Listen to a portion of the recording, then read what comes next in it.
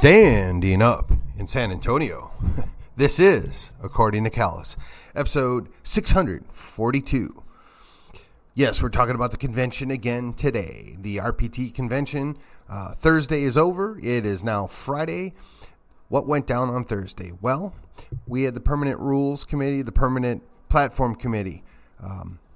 We basically approved all the prior changes. We added a couple of resolutions for consideration to the body. Those will be made available.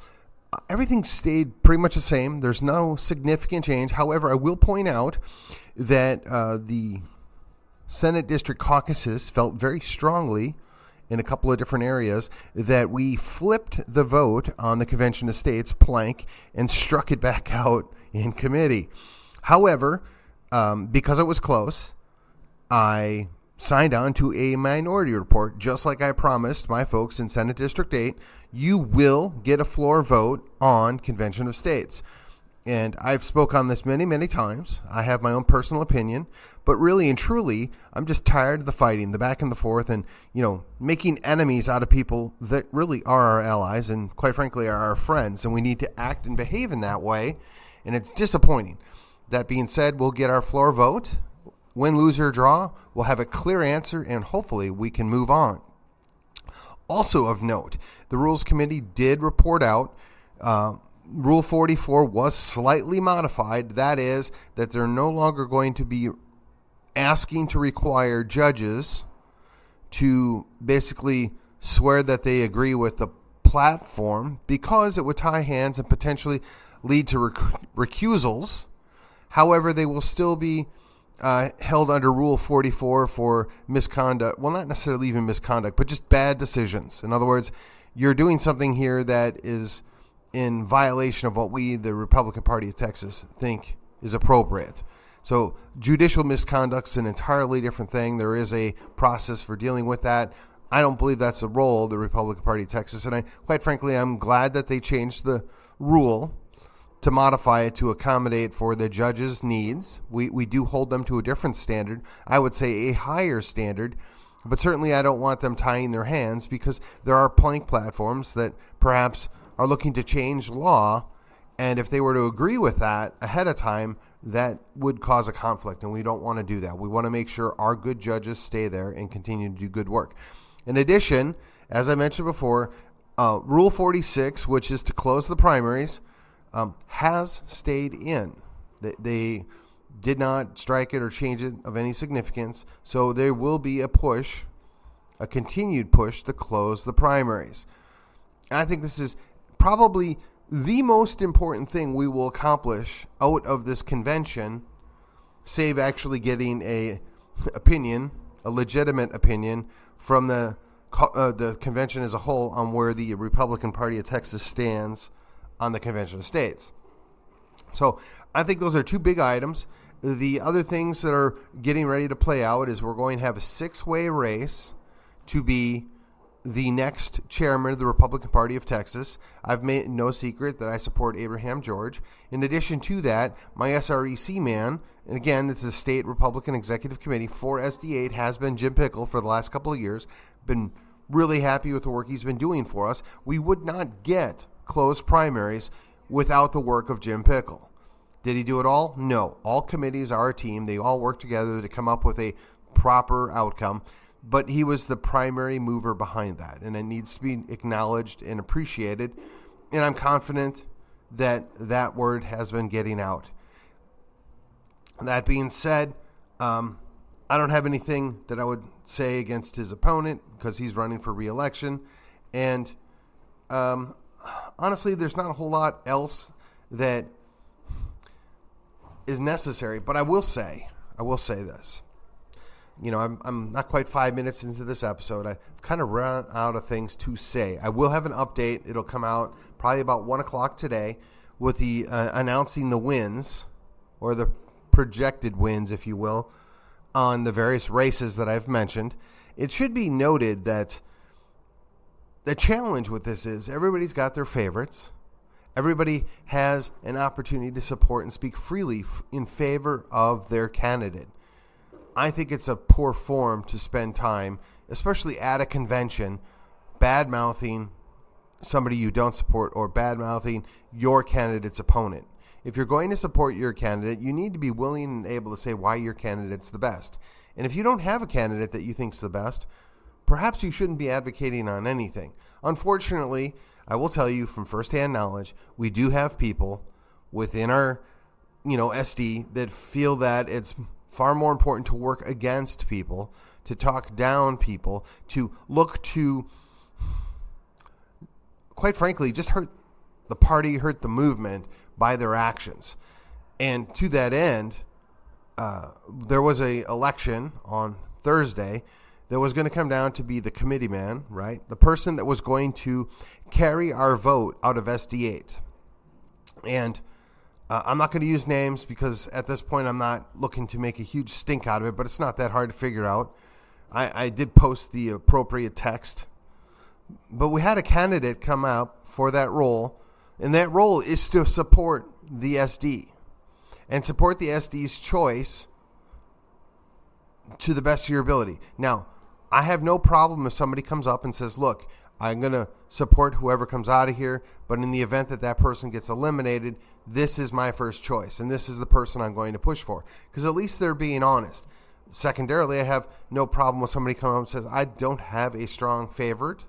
Whatever comes out of this SD will be the candidate I will push, and I'll make every effort to get this person elected. And, please give me a choice B so that I can, work with that as well. That's to me illegitimate. But to come up and give a bunch of fluff and say that all are good and not take a stand and not be firm that I'm going to do what the SD wants and I'm interested in making sure we get the best person. It's just, what do they call it? Worm tongue. It's not impressive. It's disappointing. It's not the situation that I want. So to that end, when that person went and told the caucus this is what he was going to do, and I knew darn good and well it was not, I felt it was my moral obligation and duty to out him. And I did so not because I wanted to, not because I thought, this is a good thing. No, it's embarrassing. It's sad. It's bad. And I didn't have any personal animosity towards the individual, but he needed to be outed. It needed to be known that he had no intention of supporting the likely candidate out of SD8, and I couldn't tolerate it. If he would have been truthful and forthright, this was his intention, he probably would have still lost, but I would have respected that, and I would have left well enough alone. And I couldn't let that go. When you take action, when you're working against what is best for your SD, what is best for your county, for personal motivations or personal animosity or whatever, and I'm aware of it, I'm going to expose you. I'm going to work against you. I will not tolerate that. Not in my name, not in my county's name, and certainly not in my Senate district's name. And I've said this time and time again. To anybody at a convention or anybody in an election, you are free to support and endorse and give money to any candidate that is on our team. I will never get angry about that. Now, if you want to trash talk my preferred candidate, I'm going to push back on you, but I'll respect that you disagree and that you want somebody else. That's appropriate. That's the way you handle this. You act like an adult and you treat other people like an adult.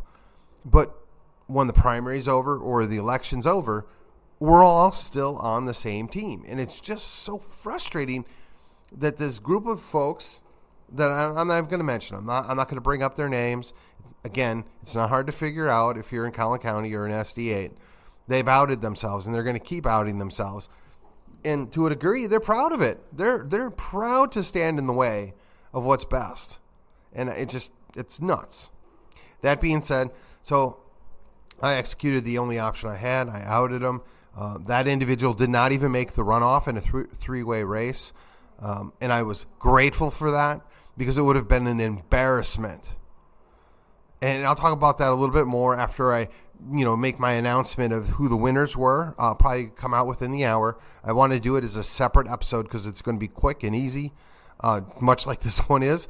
I'm late actually recording this, but I'm going to get it out by noon because I'm hoping this is helpful to the folks back home. So just as a reassurance, there are no radical changes in the platform. It's been perfected, in my opinion, in a lot of ways. It's improved, if you will. There's been some minor changes.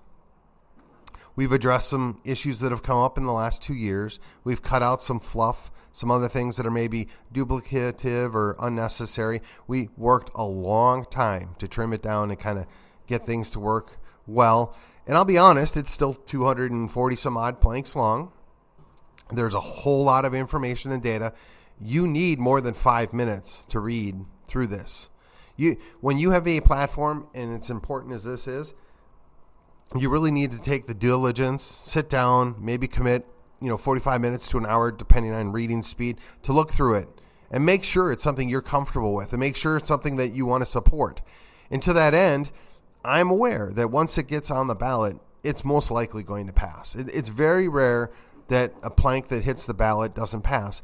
But in the situation that we have with the Convention of States, whichever way the committee goes, which is really only 31 or 32 people voting, I don't think we should be making the decision for the body on that because it's so contentious. It goes back and forth all the time. And I'm willing to set aside my personal beliefs on this because I think we will all benefit from a legit vote. I think it's extremely important to the future of the party, future to the county party, future to, quite frankly, our history in the Republic, that we know exactly where we stand as a Republican Party.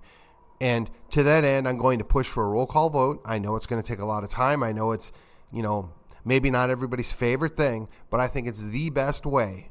And the stage has been set because I signed off on a minority report to ensure that we're going to have a legit vote, a legit discussion on the topic of Convention of States. Win, lose, or draw, I will be at peace. I will be pleased. I will have considered this a big win. And I think that both sides need to remember we're on the same team. We just disagree on the process of fixing the problem. We all agree what the problem is. We just have different ways of solving the problem. We're not each other's enemy, and I really, really wish we'd quit doing this. To that end, I want to thank Mr. Tom Glass for getting by last night and talking to us about his election integrity and enforcement resolution that will be, I had to bring it back up for reconsideration. We talked about it, and we added it back in for the body to vote on. Resolutions are a little bit different because they get taken up individually, and there is a kind of a separate vote process on that than what it is with the planks. So there's no guarantees what happens there, but again, more often than not, they're going to pass. That being said, I think I've been pretty solid on my recap here, what went on Thursday. It's Friday. There are some exciting things unfolding. I'll be back in probably about an hour with an update in that regard. And with that, this has been According to Callus, and I will see you, yes I will, on the other side. Thank you.